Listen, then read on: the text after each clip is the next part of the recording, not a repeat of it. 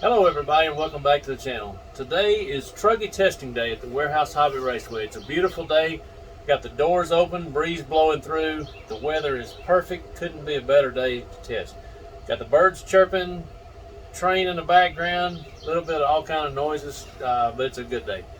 So today I'm working on the Truggy setup. Been working on this Truggy setup and I'm getting it better and better. The biggest improvement was the 20-degree caster blocks. I've talked about that before. But I'm making big changes. I've got some new Reflex Aqua tires, which are perfect for this track. Probably the biggest improvement I've done, obviously. But what I'm testing today is a back-to-back comparison of front arm spacing. So on this truck, there's a 5mm spacer in the front.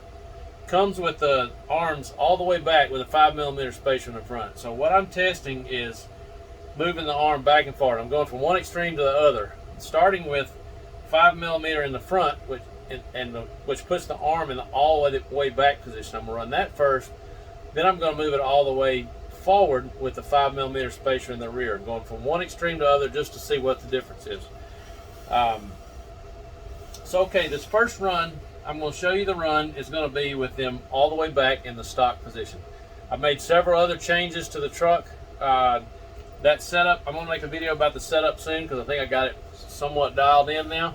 The truck is really good. So this run will be with the arms all the way back. We'll see what it does and I'll be right back with you.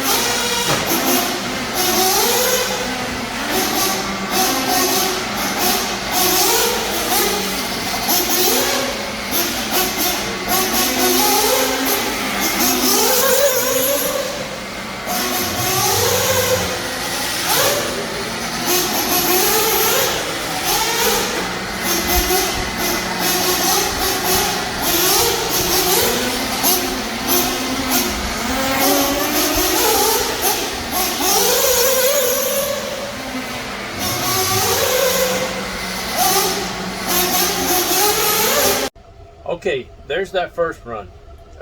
This run was with the arms in all the way back position, which is the stock position. I've been running it kind of in the middle, but I'm going to try it from one extreme to the other to see what the difference is.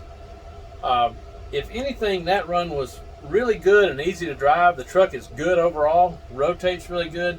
The only thing it's lacking is end of the straightaway, there's a 180 berm there and one other 180 spot. It just doesn't rotate like I'd want it to. It doesn't kind of doesn't slide.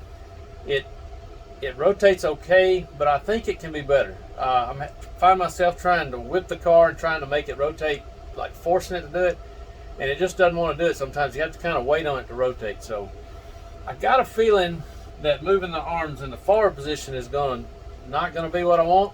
I got a feeling it's going to be kind of make it worse. So I'm going to move the arms forward, change nothing else, same tires, just move the arms forward and see what happens. So here we go.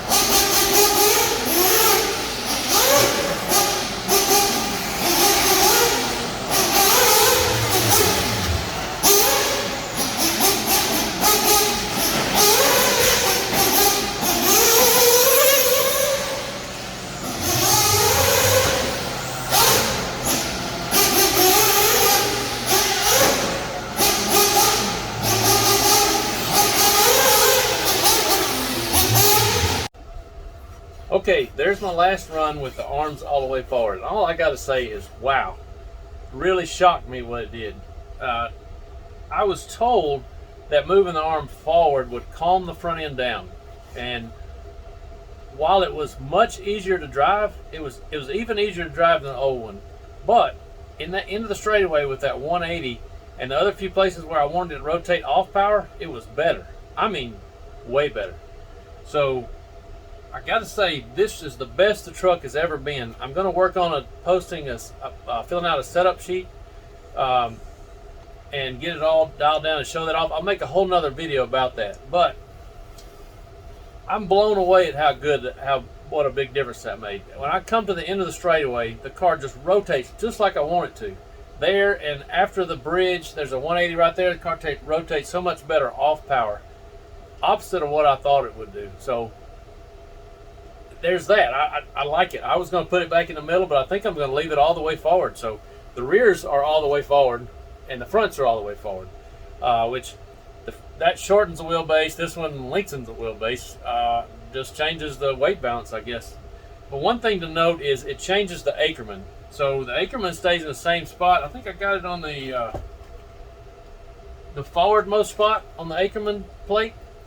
So it does kick the Ackerman arms back a little bit. So there's that. That's probably has something to do with it too. I may explore that a little later, but it's really good. The truck is really good to drive. I'm really impressed. I'm very happy with it. I can drive it hard as I want to. I believe it can't get much better, to be honest with you. I'm going to keep working on it. I'll probably make a video describing the setup. I'm going to go ahead and fill out a setup sheet. And I can probably share that with you once I get that done. One other thing I want to note is I got some new skid plates. Skid plates are from Sumo RC. Stainless steel plates. I put those on there for this run. Those work out really great. They've got a good chamfer on the front. You have to put the stock bumper on. I've been running the DE plates, which have a front bumper built into it, but these have a good chamfer on the front. I don't know that running the skid plate is the most ideal thing to do, but when you're on a budget, and these chassis are expensive, even if you're on a sponsorship. So for me, there goes the train again. For me, it's better to save the chassis with those plates, even if it's a cost with a little bit of performance.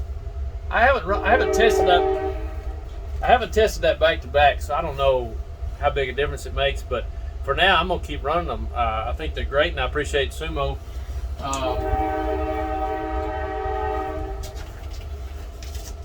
So it's Sumo RC Racing Products. I appreciate them for hooking me up.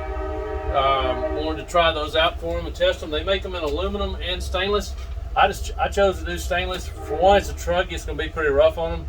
And I figured if anything, it lowers the center of gravity and should take the abuse. And so far, they're holding up good. You can see they've taken some pretty big hits. There's a couple of spots where I pancake and everything. Pretty happy with it so far. So, okay, I'm not sure what happened there, but my video got cut off. I was pretty much done, so I didn't realize I got home and started editing. So only thing else I wanted to say was please like, subscribe, and share so I can keep this channel going. And keep your eyes out for the setup sheet, and my next video will probably be about the setup. So pretty happy with what it is so far, and just make sure you stay tuned. See ya.